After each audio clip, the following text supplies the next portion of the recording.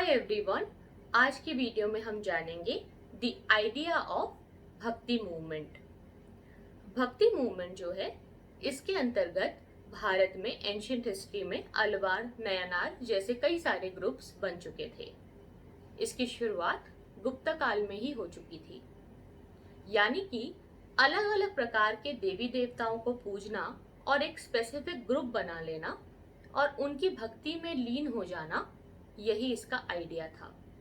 हालांकि ये बिल्कुल डोर्मेंट स्टेज में था, लेकिन जैसे ही भारत में इस्लाम और सूफिज्म का स्प्रेड होने लगा तो धीरे धीरे भक्ति मूवमेंट भी एक कंपटीशन की तरह तेजी से ग्रो हुआ और इसके अंतर्गत बहुत सारे नए नए आइडियाज हुए। तो आइडिया क्या था? क्या भक्ति मूवमेंट हिंदुइज्म में कुछ परिवर्तन ला रहा है? क्या ये हिंदुइज्म से अलग है? ऐसा बिल्कुल भी नहीं है। ये उसी का हिस्सा है। ये कोई नया धर्म नहीं था, ये बल्कि एक नई सोच थी जो अपने आप में पहले से ज्यादा लिबरल है, जो अपने आप में पहले से ज्यादा आप कह सकते हैं ब्रॉड थिंकिंग को लेकर के चल रही है, और जो पहले के सुपरस्टिशंस हैं, सोशल एविल्स हैं, उनको हटा करके, उनको अलग रख करके दूसरी दिशा में जाना चाहती है। तो बेसिकली ये है क्या?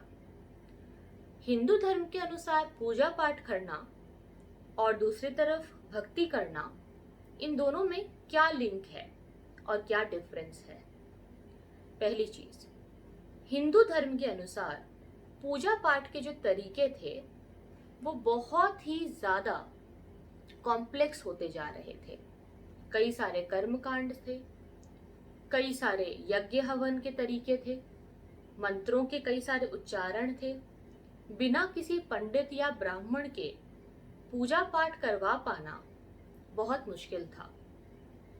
लोग स्पिरिचुअली बहुत लैकिंग थे और लोगों को लग रहा था कि वो कैसे अपने आप को स्पिरिचुअली एडवांस करें, कैसे वो जो है कुछ ऐसा करें कि उन्हें भी सैल्वेशन की प्राप्ति हो, यानी कि उन्हें भी मुक्ति मिले, उन्हें भी जो है मोक्ष मिले।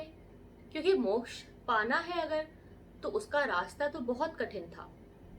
कई लोग जो गरीब थे या जातियों में थोड़े निचले जाति से आते थे, यहाँ निचले जाति का मतलब ये नहीं है कि हम उन्हें नीचा दिखा रहे हैं, लेकिन उस समय समाज में कुछ लोगों को नीचे के लेवल पर देखा जाता था, जैसे कि शूद्रास और वैश्यास।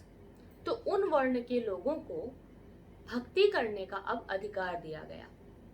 उन्हें कहा गया कि आप भी भक्ति कर सकते हैं। महिलाएं भी जो पुराण हैं और भजन कीर्तन हैं उसे सुन सकती हैं, अटेंड कर सकती हैं। यानी कि ये एक वुमेन एम्पावरमेंट का भी हिस्सा बना। ये इतना तेजी से क्यों फैला? 11th सेंचुरी में आते आते, 11th एंड 12th सेंचुरी में ये इतना तेजी से इसलिए फैला क्योंकि इसने भी वही फॉर्मूला अपनाया जो बुद्धिज्म और जैनिज्म ने अपने स्प्रेड के टाइम में एंशियंट हिस्ट्री में ऑलरेडी अपनाया हुआ था। और वो फॉर्मूला था मासेस की लैंग्वेज में उनसे इंटरेक्ट करना। जो भाषा लोगों को समझ आती है उस भाषा में लोगों को समझाना, ताकि लोग और ज्यादा समझ सकें, आपकी बातों से रिलेट कर सकें और आपको फॉलो कर सकें। इसी वजह से कई सारे जो रीजनल लिटरेचर्स हैं और रीजनल लैंग्वेजेस हैं उसका डेवलपमेंट होने लगा। और कबीर, गुरु नानक, रामनंद, शंकराचार्य, ऐसे कई सारे गुरुओं के अंतर्गत लोगों ने अपनी स्पिरिचुअलिटी को डेवलप किया। अगर महिलाओं की बात करें तो मीराबाई को हम कैसे भूल सकते हैं? तो अब यहाँ पे आइडिया क्या है? आइडिया ये है कि वो सारे कर्मकांड, वो सारे रिचुअल्स, वो सारा जो सोशल एविल है, हम उसे भूल जाएंगे और एक नई दिशा में चलेंगे, जहां मुक्ति के लिए मोक्ष प्राप्ति के लिए या सैल्वेशन के लिए आपको कोई कर्मकांड नहीं करना, और ना ही आपको कोई यज्ञ हवन करना है, ना ही कोई इलैबोरेटेड रिचुअल्स करने हैं। सिर्फ एक चीज करनी है, और वो है भक्ति। अब ये कैसे करते हैं, ये होता क्या है, इसका तरीका क्या है? इसका तरीका है कि मन से, अपनी श्रद्धा से ईश्वर को याद करना, उनके बारे में सोचना, अपने आप को उससे कनेक्टेड रखना, और इस बीच में आपको किसी पंडित, किसी ब्राह्मण, किसी यज्ञ या हवन की जरूरत नहीं है। यानी कि ये एक अपने आप में नया कॉन्सेप्ट था कि तुम्हें ना ही मंदिर जाना है, तुम्हें ना ही फूल चढ़ाने हैं, तुम्हें ना ही यज्ञ करना है, ना ही कोई खर्चा करना है, और ना ही व्रत करना है। ये चीजें अगर तुम्हें करनी है तो तुम अपनी मर्जी से कर सकते हो, पर अगर तुम ये नहीं भी कर पा रहे हो, अगर तुम गरीब हो, अगर तुम एक ऐसे तबके से हो जहां पे ये कर पाना तुम्हारे लिए मुश्किल होता जा रहा है, तो कोई बात नहीं, इन चीजों को छोड़ो और भक्ति कर लो। तुम्हें वो भक्ति ही सैल्वेशन तक ले जाएगी। ये आइडिया लोगों को बहुत अच्छा लगा, क्योंकि जैसे जैसे लोगों के जीवन में व्यस्तता बढ़ती जा रही थी, और कई सारे लोग जो गरीब थे, जो कि इतना कुछ अफोर्ड नहीं कर सकते थे, एक छोटी सी कथा भी करवानी है, एक छोटा सा ब्राह्मण भोज भी रखवाना है, तो उसमें कितना खर्चा है, पूरे के पूरे साल का बजट जो है वो हिल जाएगा एक गरीब आदमी के घर का। वो कैसे करेगा? लेकिन अब उसे कहा गया कि इसकी तो जरूरत ही नहीं है, तुम बस भक्ति करो, तुम्हारे मन में श्रद्धा होनी चाहिए, और वही काफी है ईश्वर तक तुम्हारी बात को पहुंचा पाने के लिए। तुम भजन करो, अपनी भक्ति में लीन रहो, भगवान का ध्यान करो, और सच्चे मन से भगवान को मानो, उनमें विश्वास करो, और तुम्हें जो चाहिए वो सब कुछ मिल जाएगा। जब ये बातें हुई तो लोगों को बहुत अच्छा लगा। लोगों को लगा कि उन्हें एक इजीनेस मिल रही है। एज अ ह्यूमन बीइंग हम सभी ज्यादा से ज्यादा कंफर्ट और इजीनेस को तलाश करते हैं। इसीलिए जब भी हमें कोई भी ऐसा आइडिया मिलता है जो कि आसानी से हमें इतने ही बड़े गोल, जिसे हम सैल्वेशन कहते हैं, अगर इतनी आसानी से हमें वो वहां तक ले जा सकता है, तो वो बहुत ही अच्छा है। उसे फॉलो करना बहुत ही आसान है, क्योंकि इसमें कोई खर्चा नहीं है और कोई फालतू के यहाँ वहां के ढकोसले भी नहीं है, बहुत ही प्रैक्टिकल है। तो लोगों को बहुत पसंद आया, लोगों ने उसको आगे बढ़ाया। रामानुज, फिर उनके जो शिष्य थे रामानंद, फिर उनके जो शिष्य कबीर थे, फिर कबीर के शिष्य गुरु नानक, इस तरीके से एक सीरीज चलने लगी।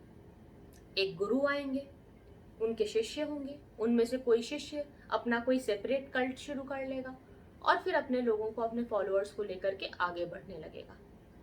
बिल्कुल एक प्रोसेस है जहां लोग कनेक्ट हो रहे हैं, और हर एक जो गुरु हैं, जो भी जिस पर्टिकुलर एरिया में है, वो उसी पर्टिकुलर रीजनल लैंग्वेज को यूज करके वहां के लोगों को समझा रहे हैं, उसी भाषा में भजन लिख रहे हैं, कीर्तन लिख रहे हैं, कविताएं लिख रहे हैं, गीत लिख रहे हैं, कथाएं लिख रहे हैं, उसी पर्टिकुलर भाषा में।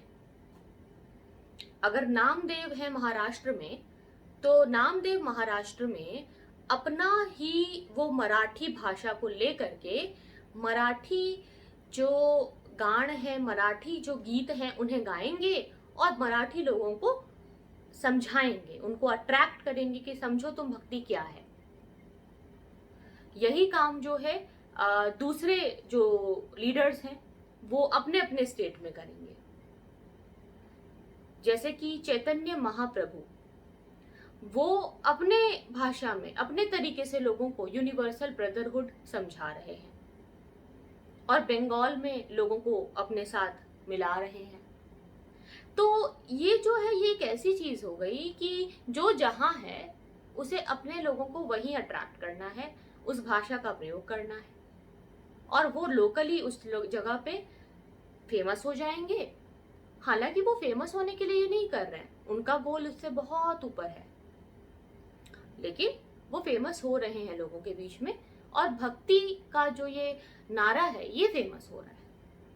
लोगों का कहीं ना कहीं जो हिंदू धर्म के ऊपर से एक इंटेंशन थोड़ा सा वो हो रहा था, अब लोग जो है उसको दोबारा गेन कर रहे हैं, क्योंकि उन्हें लग रहा है कि नहीं, हमारे धर्म में बहुत सी अच्छाई हैं और बहुत सी ऐसी चीजें जिसे अगर हम चाहें तो आसानी से फॉलो कर सकते हैं। अब लोगों के अंतर्गत जो ये नया आइडिया आया, इसके अंतर्गत दो विचार डेवलप हुए, सगुण ब्राह्मण और निर्गुण ब्राह्मण। इन दोनों के बीच में जो डिफरेंस है उसे हम अगले वीडियो में देखेंगे, और डिफरेंस क्या है, डिफरेंस क्यों है, उसे हम डिटेल में समझेंगे।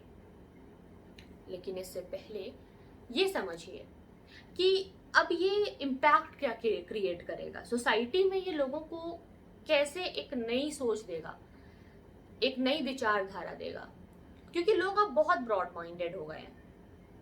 अब लोगों का जो सोचने समझने का तरीका है वो पहले जैसा नहीं है, क्योंकि अब लोगों को लगता है कि महिलाएं भी भक्ति कर सकती हैं, सत्संग में बैठ सकती हैं, कथाएं सुन सकती हैं, गीत गा सकती हैं, भजन को एंजॉय कर सकती हैं। तो घरों से निकल के महिलाओं ने सोसाइटी में इंटरेक्ट करना शुरू किया, जो वुमेन एम्पावरमेंट की पहली सीढ़ी है। जब हम इंटरेक्शन नहीं करेंगे, जब हम लोगों से मिलेंगे ही नहीं, तो हमारी सोच कैसे डेवलप होगी, हमें कैसे एक्सपोजर मिलेगा। तो महिलाओं को एक नया एक्सपोजर मिलने लगा, जो कि वुमेन एम्पावरमेंट यानी कि महिला सशक्तिकरण का एक नया रास्ता बना। जातिवाद की भावना लोगों के दिमाग से थोड़ी कम होने लगी, बिल्कुल खत्म नहीं हुई, लेकिन एक सुधार जरूर हुआ। जातिवाद की भावना से लोग जो इतने समय से परेशान थे, निचले तबके के जो लोग जिनको कि दबाया जा रहा था, अब उन्हें भी भक्ति करने का अधिकार मिल चुका है। अब वो भी इस धर्म को छोड़ करके नहीं जाएंगे, क्योंकि इस धर्म ने उन्हें अपना लिया है और एक बहुत आसान तरीका दिया है जिसके द्वारा वो लोग भी मोक्ष की प्राप्ति कर सकते हैं, जो शायद पहले बहुत मुश्किल था।